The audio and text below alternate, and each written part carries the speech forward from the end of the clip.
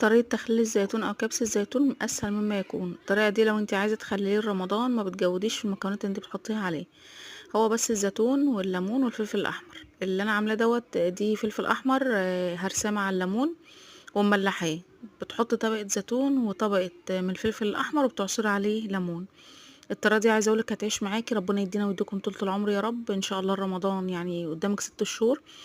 انت بقى عايزة تجودي تحطي جزر، تحطي اللي انت عايزة تجوديه في المكونات تعمليها براحتك.